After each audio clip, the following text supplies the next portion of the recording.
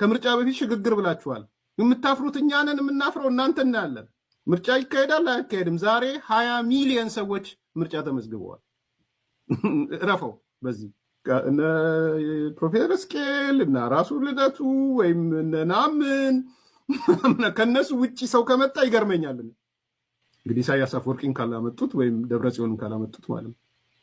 በቃ ሰው በንጉሥ ጊዜ ፖለቲካ አሳልፎ፣ በደርግ ጊዜ ፖለቲካ አሳልፎ፣ በኢህአዴግ ጊዜ ፖለቲካ አሳልፎ አሁንም 4 ዘመናት እነሱ ናቸው ማህበራዊ መሰረት ያላቸው። እነሱ ናቸው የሶሻል ሲቪክ መሪዎች እንደ ኦልድ ስኩልስ። አንዳንዶቹ ኢህአፓ ነበሩ። አቶ ናምን ጨምሮ እኮ ኢህአፓ ነበረ። ታውቃላችሁ አቶ ናምን ኢህአፓ እንደነበር። በቃ ደርግ፣ መኢሶን፣ ኢህአፓ እና የሻቢያ ተላላኪዎች የሻቢያ ከነ ወታደርም ሆነው ሻቢያ ጋር ተላላኪ ነበሩ። ን ደግሞ አይ ቲንክ እንትና ስኬልም መኢሶን ነበር መሰለኝ፣ ወይ መኢሶን ነው ወይ ኢህአፓ ነው፣ መኢሶን መሰለኝ። እንዳልኳችሁ እያንዳንዱ መዘርዘር ይችላል። ወይ ኢህአፓ ነው ወይ መኢሶን ነው ወይ ደርግ ነው ወይ ኦነግ ነው። የትኛው ማህበራዊ መሰረት ነው? አሁን አቶ ልደቱ ማህበራዊ መሰረት አለው? አሁን አዲስ አበባ አቶ ልደቱን እንደ ማህበራዊ መሰረት ይወስዳል? እኔ ከምሬ ነው ማነሳው።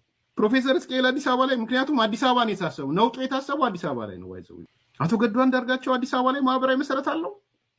ከተማ ላይ እየተዟዟርኩ እከሌ የሚባል ፖለቲከኛ ታውቃለህ ብዬ ብጠይቅ አብዛኛው ወጣት አላቃቸውም ነው የሚል። አሁን እነሱ ያሰቡት ምንድን ነው? በሚሊየን ተሰማራ ምናምን ብለው ፕሮፓጋንዳ ይሰሩና አገዛዙ ተጨነቀ፣ አገዛዙ ደነገጠ፣ ፋርሴ ቡላዎች ደነገጡ፣ በቃ ሳክሰስፉል ሆንን ምናምን ይሉና በዚሁ መሰረት የህዝብ ስብሰባ ደግሞ እንጥራ፣ ከዛ ዲሲ ላይ ሊጠሩ፣ ለንደን ላይ ሊጠሩ፣ ልክ እሱም ማዕከል አድርገው ደግሞ አዲስ አበባ ላይ በኢህአፓ አማካኝነት የህዝብ ሰልፍ ተቃውሞ ሊጠሩ ማለት ነው። ይሄ ነው የተያዘው እቅድ፣ ይሄ ነው።